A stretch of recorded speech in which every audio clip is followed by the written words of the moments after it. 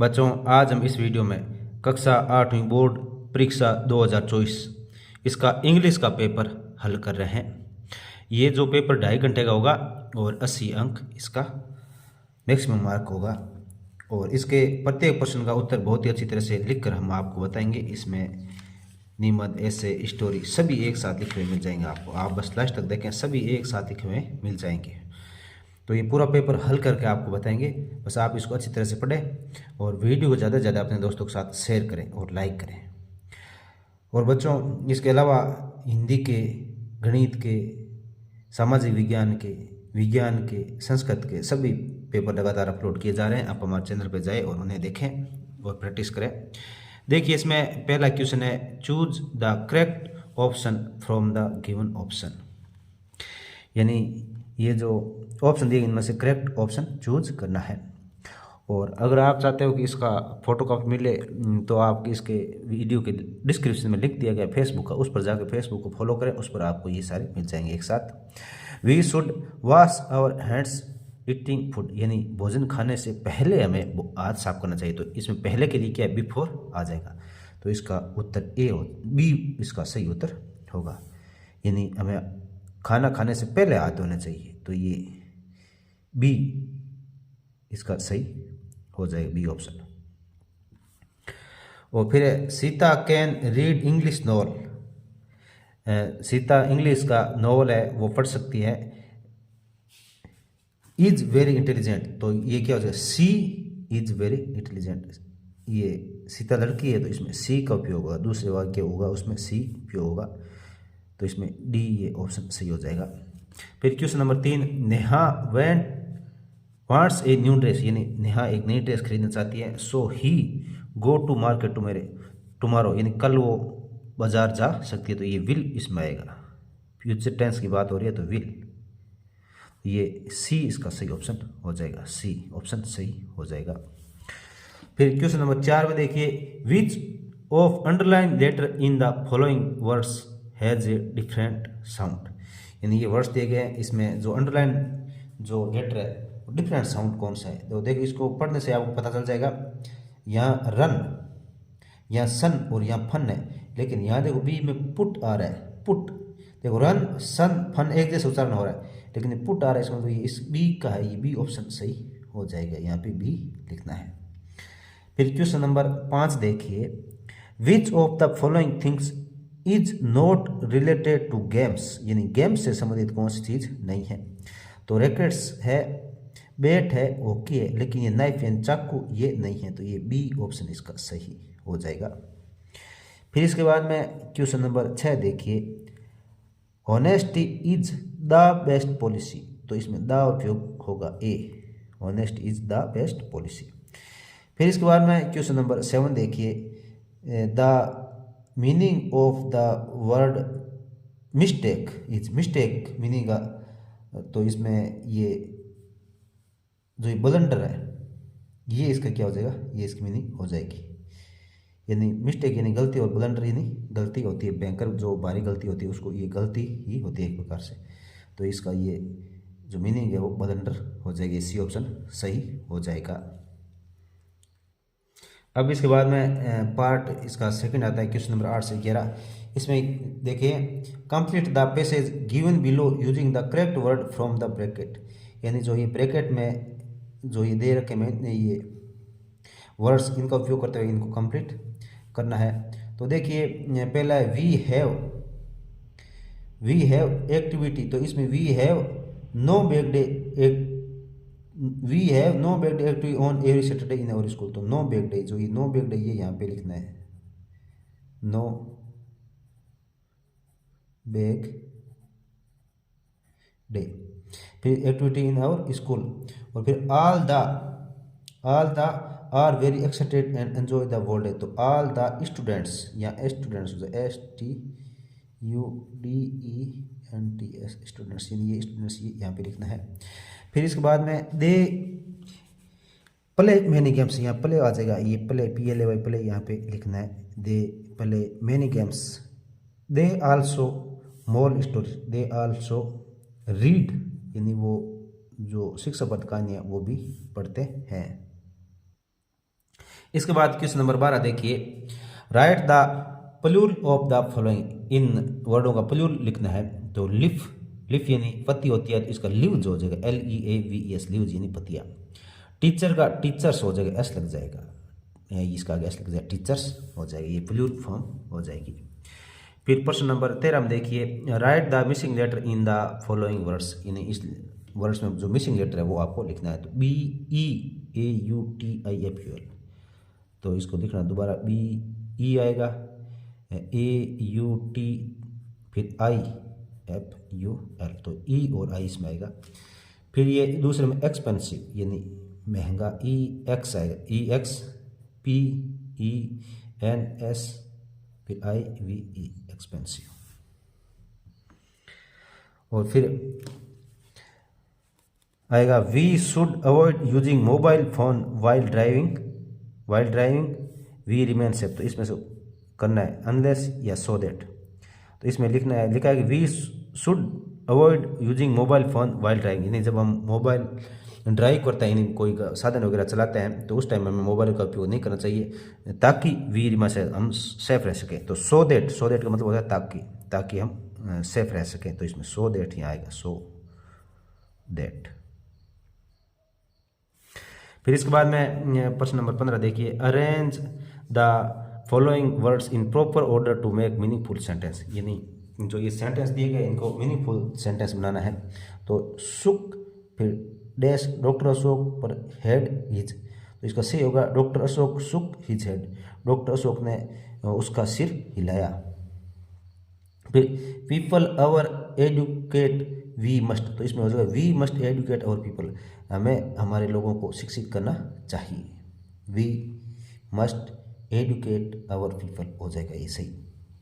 फिर question number 16 देखिए, fill in the blanks with the help of words given in the bracket, यानी bracket में जो word दिए इनकी सहायता से इनको कंप्लीट करना है। तो we should always wear, WER, wear a helmet while riding a bike, जब हम बाइक चलाते हो तो हमें हेलमेट पहनना चाहिए। We should always walk on the to cross the, on the zebra crossing, हमें जेब्रा क्रॉसिंग पर चलना चाहिए जब हम सड़क पार करते हैं। तो जेब्रा क्रॉसिंग आप में से किन किन बच्चों ने देख रखी है? जिन्होंने देख रखी है वो वीडियो को लाइक ज़रूर करें। तो जेब्रा क्रॉसिंग आप में से किन किन बच्चों ने देख रखी है वो वीडियो लाइक करें और कमेंट में बताने की कोशिश करें। फिर इसके बाद में नेक्स्ट देखिए क्वेश्चन नंबर 16, ये क्वेश्चन नंबर 17 में है। इसमें 17 से 18 ये दे रखे। इसमें आपको क्या करना है, read the passage carefully and answer the question given below, इस पैसेज को अच्छी तरह से पढ़ना और फिर नीचे जो प्रश्न दिए गए उनका उत्तर देना है। तो इसमें देखो, the story is from Andaman and Nicobar archipelago, यानी ये अंडमान और निकोबार द्वीप में से कहानी है। Ignatius was the manager of a cooperative society in Katchal. तो ये क्या है कि जो इग्निशियस था वो क्या था, मैनेजर था कोऑपरेटिव सोसाइटी में केचल में। फिर his wife woke up at 6 AM because she felt N earthquake, यानी उसकी जो वाइफ है वो जल्दी उठ गई थी सुबह 6 बजे क्योंकि उसको भूकंप के झटके महसूस हो रहे थे। Ignatius carefully took his television set off his table and put it down on the ground so that it would not fall and break. Ignatius ने क्या किया, उसने जो टेलीविज़न था उसको टेबल से हटाया और फिर नीचे रख दिया ग्राउंड में ताकि वो भूकंप के झटके से इधर उधर गिर के टूटे नहीं। Then the family rushed out of the house, और परिवार जो पूरा परिवार वो भाग के घर से बाहर चला गया। व्हेन द ट्रेमर्स स्टॉप्ड, जब झटके रुक गए, दे सा द सी राइजिंग, उन्होंने देखा कि समुद्र ऊपर उठ रहा है। इन द चॉस एंड कन्फ्यूजन, यानी वो घबरा गए और कन्फ्यूजन में थे, अड़बड़ाटी और कन्फ्यूजन में। Two of his child caught hold of the hands of their mother's father and mother's brother and rushed in the opposite direction.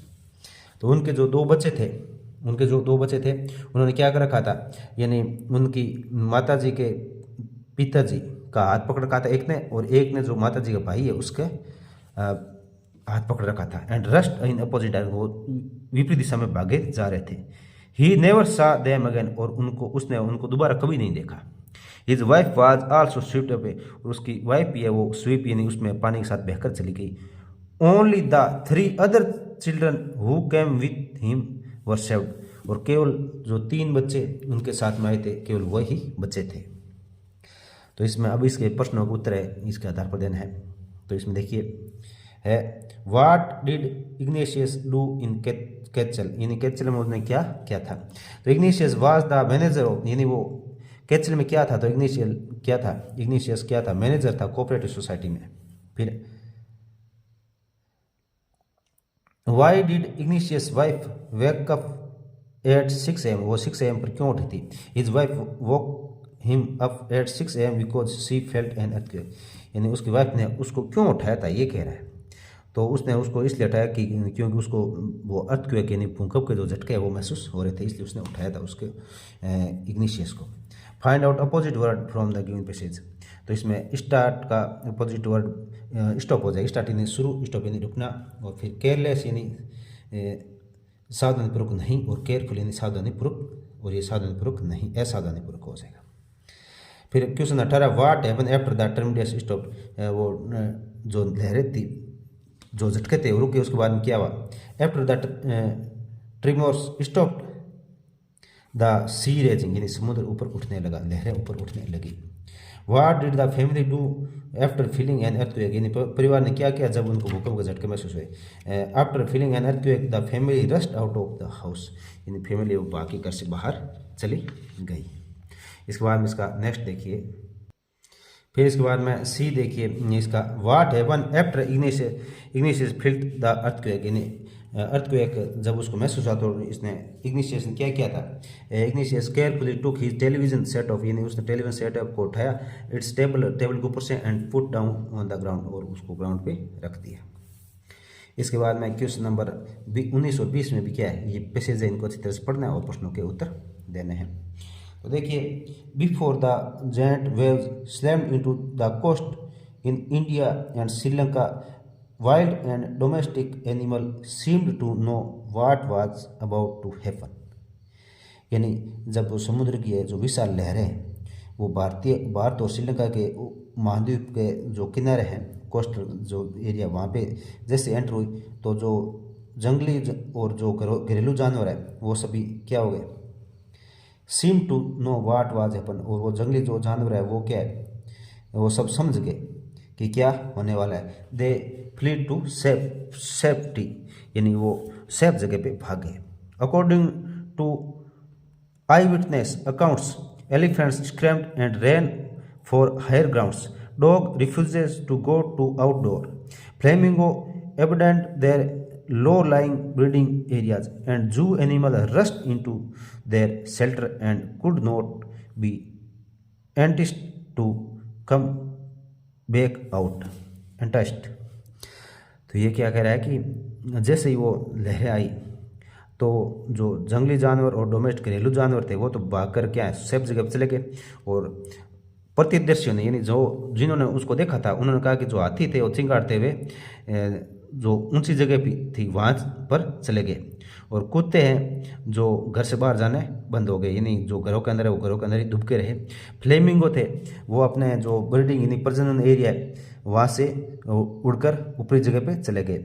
And जू animal rust into their shelter, और जो जू चिड़ियाघर में जो जानवर थे वो अपनी अपनी झोंपड़ियों में चले गए, शेल्टर यानी जो उनके लिए जगह बनी उस जगह पे।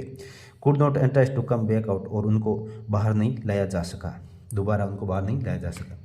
Many people believe that animal पजेज A sixth sense, यानी कुछ लोग ये सोचते हैं कि जानवरों के छठी इंद्रिया होती है। And know when the earth is going to shake, और उनको पता चल जाता है कि पृथ्वी पे कब भूकंप आएगा, कब पृथ्वी हिलेगी। Some expert believe that animal more acute hearing help them to hear or feel the earth vibration, यानी कुछ ये मानते हैं कि जो जानवर है वो पृथ्वी का बहुत हल्का झटका भी होता है उसको भी महसूस कर लेते हैं।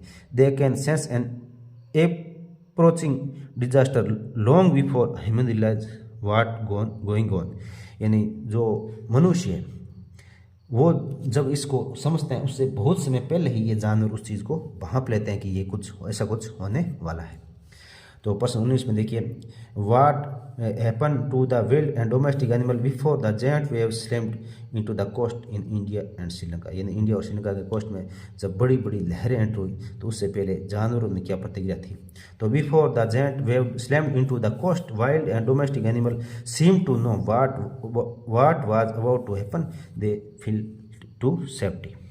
यानी बड़ी बड़ी लहर को आने से पहले ही जो विल्ड और जो डोमेस्टिक जानवर थे वो समझ गए थे क्या होने वाला है और वो सेफ जगह पे चले गए।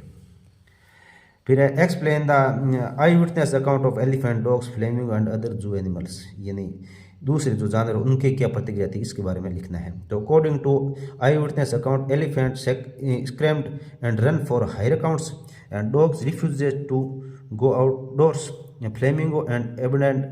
Flamingos abandoned their low-lying breeding areas and zoo animals rushed into their shelters.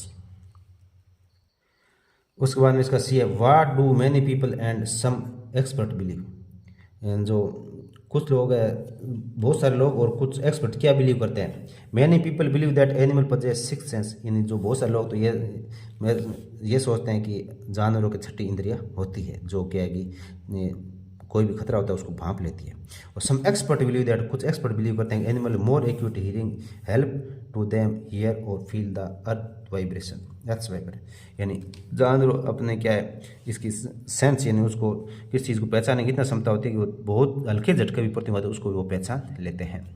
What can the animal sense, तो animal can sense an approaching disaster long before human realize what going on. यानी जानवर है वो बहुत पहले ये समझाते हैं कि क्या होने वाला है, जब तक कि मनुष्य को पता चलता है उससे बहुत समय पहले ही। फिर अभी which animal in the above pages feel to safety, यानी सेफ्टी के लिए कौन से जानवर भाग गए थे। तो wild and domestic animal feel to safety, wild और डोमेस्टिक जानवर थे वो भाग गए थे। Identify and write one word of the following sentence from the above passage. यानी जो ये लाइन ली गई उसके लिए वन वर्ड लिखना ऊपर पैसेज से। The planet on which we live, उस प्लेनेट यानी उस ग्रह का नाम लिखना जिस पर हम रहते हैं। तो ये अर्थ हो जाएगा, पृथ्वी। ये अर्थ यानी पृथ्वी। इसके बाद में फिर एक पैसेज आ जाता है, इसको भी आपको read carefully and answer the question below. इसमें क्या है कि देखिए, newspaper are our good friend. जो न्यूज़पेपर है वो हमारे अच्छे दोस्त हैं। Newspaper bring us news and views from all corner of the world. Newspaper है वो हमारे लिए न्यूज़ और व्यूज़ हमारे लिए लाते हैं पूरे संसार के कोने कोने से। Newspaper also give us article on all kind of topics such as political, social, economic, education, sports and business etc. यानी न्यूज़पेपर है वो क्या आता है, हम बहुत सारी जानकारी प्राप्त करते हैं, जैसे पॉलिटिक्स से संबंधित, सोशल से सामाजिक से संबंधित, इकोनॉमिक से संबंधित, एजुकेशन शिक्षा, स्पोर्ट्स और बिजनेस से संबंधित। सब newspaper are published daily, they are called dailies. We must cultivate the habit of reading newspaper to know what is happening around the world. The one who dream of being a journalist should not spare a day without reading the newspaper. The students should read newspaper daily. It will help them to sign in competitive exam. यानी बच्चे अगर रोज newspaper पढ़ते हैं तो competitive exam उन्हें बहुत सहायता मिलती है प्रश्नों में उत्तर लिखने में। तो इसमें पहला प्रश्न है, what does newspaper bring to us. यानी न्यूज़पेपर हमारे लिए क्या लाते हैं। तो newspaper bring us news and views from all corner of the world. यानी न्यूज़पेपर है वो न्यूज़ और व्यूज़ पूरे संसार के कोने कोने से हमारे तक पहुंचाते हैं। What kind article are published in newspaper. Newspaper में किस प्रकार के आर्टिकल प्रसारित होते हैं। तो article on political, social, economics, education, sports and business, इन पे क्या है आर्टिकल प्रसारित होते हैं। फिर इसका सी देखिए, identify and write one word of the following sentence from the passage. यानी ये पैसेज पढ़ना है और फिर उसके बाद आपको इन दोनों के लिए वन वर्ड लिखना है। तो देखिए, one who goes to study in school, वह जो रोज स्कूल में पढ़ने जाता है उसको क्या बोलते हैं, स्टूडेंट्स बोलते हैं। फिर newspaper publish daily R called, जो परमानेंट जो न्यूज़पेपर छपते हैं उनको क्या कहा जाता है, उनको डेलीज कहा जाता है। फिर इसके बाद 22 में देखिए, इसमें why should we cultivate the habit of reading. यानी हमें रोज़ पढ़ने की आदत क्यों डालनी चाहिए। We must cultivate the habit of reading newspaper, हमें न्यूज़पेपर पढ़ने की आदत डालनी चाहिए। To know what is happening around the world, इन पूरे संसार में हमारे चारों ओर क्या घटनाएं घटित हो रही है, इसको जानने के लिए हमेशा न्यूज़पेपर पढ़ना चाहिए। फिर इसके बाद में इसका बी हो जाएगा, how do newspaper help the student, यानी न्यूज़पेपर किस प्रकार से स्टूडेंट की सहायता करते हैं। Newspaper will help student to shine in competitive exam, ये न्यूज़पेपर है स्टूडेंट को कॉम्पिटेटिव एग्जाम में साइन करने में सहायता करते हैं। फिर इसके बाद में इसका सी देखिए, रीडिंग द इस पैसेज को ऊपर हम आपने पढ़ा कि write plural of the given word, इन वर्ड का प्लूरल लिखना है। न्यूज़पेपर का प्लूरल क्या हो जाएगा, न्यूज़पेपर्स हो जाएगा, न्यूज़पेपर्स इन एस लग जाएगा, बस ये इसका प्लूरल हो जाएगा। अब इसके बाद में प्रश्न नंबर 23 आता है, rearrange the following sentence in the correct sequence, यानी इन सेंटेंस को करेक्ट सीक्वेंस में लिखना है। तो यहाँ पे देखिए लिख रहा है, we played football match at 4 AM, हम सामने फुटबॉल मैच खेला। फिर we return home in the evening at 5 PM, हम 5 PM को घर पे आए थे। और उसके बाद में नेक्स्ट में देखिए, फिर उसके बाद में सी है, last Sunday we went for a picnic, यानी पिछले सप्ताह में पिकनिक के लिए गए थे। We ate food together in the afternoon at 2 PM, यानी 2 बजे हमने खाना खाया था। We purchase sweets and namkeen on the way, हमने रास्ते में मिठाइयाँ और नमकीन खरीदी थी। तो इनको क्या करना है, सही प्रकार से इनको एक रीअरेंजमेंट करना है। तो इसमें देखिए रीअरेंजमेंट करने वाले में, तो इसमें सबसे पहले आएगा लास्ट संडे, तो ये last Sunday we went for a picnic, last Sunday में पिकनिक के लिए गए थे, ये पहला हो जाएगा। फिर we purchase sweets and namkeen on the way, हमने रास्ते में स्वीट और नमकीन खरीदी थी। फिर we ate food together in the afternoon at 2 AM, हम 2 बजे खाना खाया था। फिर वी प्ले फुटबॉल, खाना खाने के बाद में क्या, फुटबॉल मैच एट 4 PM, यानी हमने 4 बजे ये मैच खेला था, ये आएगा। और फिर लास्ट में ये आएगा, we return home in the evening at 5 PM, हम शाम को 5 बजे घर आ गए थे। तो ये इनको क्या है, इनको अर्थ के अनुसार एकदम सीक्वेंस में इनको लिखना है। और इसके बाद में बच्चों देखिए आपका नेक्स्ट आएगा ऐसे लिखना, तो ऐसे एप्लीकेशन ये आएंगे। तो देखिए इसमें 24वां प्रश्न देखो, imagine that you are Amit Rekha, यानी आपको इमेजिन करना है, लड़का है तो अमित इमेजिन करना है, लड़की तो रेखा इमेजिन करना है। From Jaipur write a letter to your friend, यानी जयपुर से और आपके दोस्त को लेटर लिखना है। Inviting him her to join your sister marriage, यानी आपकी सिस्टर की बहन की शादी उसको ज्वाइन करने के लिए यू में यूज द फॉलोइंग पार्ट्स, और इन पार्टों को आप उपयोग कर सकते हो। When did you go there, how did you enjoy the marriage, ये सब इसमें लिखा हुआ है। तो देखिए इसमें सबसे पहले आपको क्या है, इसमें ये आपको जयपुर से लिखा है, तो आप लिखा हुआ है कि रेखा फ्रॉम जयपुर हो, तो केवल जयपुर लिखा, तो यहाँ पर जयपुर लिख देंगे। फिर जिस दिन लेटर लिखा है भाई 10 फरवरी 2024, 10 तारीख लिखो, 10 तारीख लिख दो, जो आप जिस दिन लेटर लिख दो उस दिन की लिख देना। और फिर लिखना, my dear friends, I am happy to inform you that my elder sister marriage is going to be held on 28 April 2024 Sunday, यानी मुझे आपको सूचित करके बहुत खुशी मिल रही है, बहुत खुश हो रहा हूँ कि मेरी बहन की जो शादी है वो 28 अप्रैल 2024 संडे को आयोजित की जाएगी, संडे को होगी। We have made good preparation for you, यानी हमने अच्छी तरह से आपके लिए भी तैयारी की है। I want that you should accompany and guide me in this marriage ceremony, यानी मैं भी चाहता हूँ कि आप ज़रूर हमारे शादी में इसमें आए और हमें गाइड करें, हमें सहयोग प्रदान करें। I invite you to attend this marriage with your family, मैं तुम्हें इन्वाइट कर रहा हूँ कि आप भी ज्वाइन करो और अपने फैमिली को भी लेके आना है। Pay my regards to your parents, और आपके माता पिता को मेरी तरफ से नमस्कार कहना। और फिर लिखा है योर सिंसियरली, फिर लड़का है तो अमित लिख देना और लड़की है तो रेखा लिख देना। इस प्रकार से अच्छी तरह से आपको ये लेटर लिखना है। तो ये 24वां प्रश्न है, ये अथवा में आएगा, इसमें 2 आएंगे, एक ये एप्लीकेशन आएगी, एक दूसरी आएगी, तो आप दोनों में से एक करना है। और फिर जो 25वां उसमें भी 2 आएंगे, तो ये पहला इसमें अथवा में हम दोनों ही इसको आपको हल करवाएंगे। तो ये पहला है 24वें का, और इसके अथवा वाला फिर आगे बता रहे हैं। फिर 24वें अथवा में देखिए, यू आर रमेश अरुण, यानी आप रमेश हो या अरुणा हो। Write an application to your headmaster, आपके हेडमास्टर को एप्लीकेशन लिखनी है। Requesting him to for admission class 9th government senior secondary school Ajmer, यानी कक्षा 9वीं में एडमिशन के लिए आपको एप्लीकेशन लिखनी है, एडमिशन ले रहे हो उस टाइम, और स्कूल कौन सी है, government senior secondary school Ajmer. तो देखिए, the principal government senior secondary school Ajmer 2 July 2024, क्योंकि जुलाई में एडमिशन लेते हैं इसलिए हमने जुलाई की यहाँ डेट डाल दी। The principal government senior secondary school Ajmer application for admission to class 9th, यानी 9th क्लास में एडमिशन के लिए एप्लीकेशन फिर आगे लिखना है most respectfully I beg to say that I have passed class 8th examination this year I have scored 70% marks. यानी मैं आपको रिक्वेस्ट कर रहा हूँ रेस्पेक्टफुली कि मैंने कक्षा 8 इस साल पास कर ले 70% मार्क्स के साथ। I am good player of football, मैं फुटबॉल का अच्छा प्लेयर हूँ। I would like to take admission in your in class 9th of your school, मैं आपकी स्कूल में कक्षा 9th में एडमिशन लेना चाहता हूँ, 9वीं में। Kindly allow me to admit in your school, और मुझे आप स्कूल में एडमिशन करने की अनुमति प्रदान करें। थैंकिंग यू योर्स ओबीडियंटली, लड़का है तो रमेश लिखे और लड़की है तो अरुणा लिख देना, जो ऊपर आपके लिख रखा है वही नाम यहाँ पे लिखना है। और इसके बाद बच्चों आपका प्रश्न नंबर 25 आ जाएगा। इसमें आपको क्या करना है, इसमें भी अथवा आएगा, इसमें आपको शॉर्ट स्टोरी पैराग्राफ लिखना है। अब देखिए प्रश्न नंबर 25 में क्या है, write a short paragraph on visit to a fair, यानी आपने एक मेले का विजिट किया है और उस पर शॉर्ट नोट लिखना है आपको।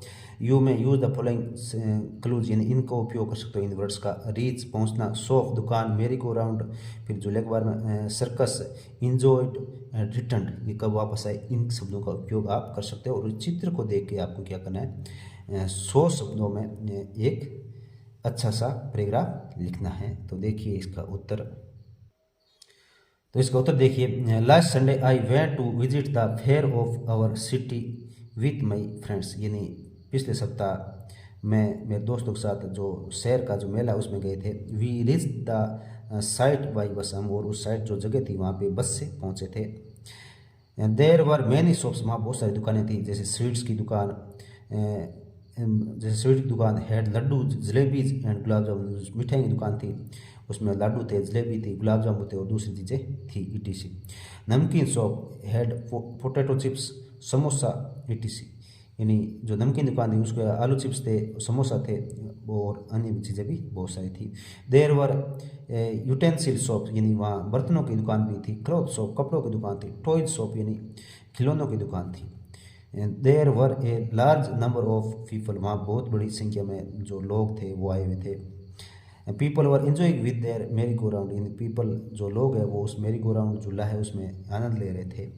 स्विंग्स झूल रहे थे। सर्कस, मैजिक शो ETC, और सर्कस और मैजिक शो थे उनको देख रहे थे। देयर वर इंजॉयबल साइट्स, यानी वो बहुत ही आनंददायी साइट्स जगह थी। We return home in the evening, और हम शाम को घर आ गए थे। तो इसमें ये पहला है 25वां, और इसके अथवा में आगे आएगा कि राइट स्टोरी इन अबाउट 70 से 80 word with the help of the given outline. जो ये आउटलाइन दी गई है इसकी सहायता से आपको 70 से 80 वर्ड में एक छोटी स्टोरी लिखनी है। तो इसमें देखो ए डॉग हंग्री, यानी ये ग्रीडी डॉग वाली स्टोरी, कुल मिला के इसको हम इसके आधार पर हम ये समझ सकते हैं और इनका उपयोग करते हुए आप आसानी से कहानी लिख देंगे। तो ये देखिए हमने लिख दी है, once upon a time a dog was very hungry, एक बार एक कुत्ता था वो बहुत भूखा था। It went here and there in search of food, वो भोजन की तलाश में इधर उधर गया। It found a piece of bone, उससे एक हड्डी का टुकड़ा मिला। नियर ए बच्चर शॉप, यानी जो चमार की दुकान थी उसके पास ये मिला था। और फिर देर वाज, मोची की दुकान के पास, there was a water stream, वहाँ एक जो वाटर स्ट्रीम यानी जो छोटी नदी थी। देर was A bridge over the water stream, और उस छोटी सी नदी के ऊपर पानी का ये क्या था, पुल था। It was crossing the bridge, वो ब्रिज को पार कर रहा था। The dog saw it's reflection in the water, और कुत्ते ने अपनी जो छाया है वो उसमें पानी में देखी। The dog thought that it was another dog, और कुत्ते ने सोचा कि वो कोई दूसरा कुत्ता है। With a piece of bone, और एक हड्डी के टुकड़े के साथ। द डॉग वाज ग्रीडी, कुत्ता लालची था। It wanted to take it also, और वो उसे भी लेना चाहता था। It began to bark at him, और वह उस पर भौंकने लगा। Its piece fell in the water, उसका जो हड्डी का टुकड़ा था वो भी पानी में गिर गया। इट वाज वेरी सैड, वो बहुत दुखी था। मोरल, ग्रीड इज कर्स, और ये इससे हमें शिक्षा मिलती है कि लालच बुरी बला है। तो इसी के साथ बच्चों आपका ये इंग्लिश का जो नमूना प्रश्न पत्र था कक्षा 8वीं का वो कंप्लीट हो चुका है। और आप ज़्यादा से ज़्यादा इसे शेयर करें ताकि आपके दोस्त भी समय पे इसकी तैयारी कर सकें। धन्यवाद आप सभी का।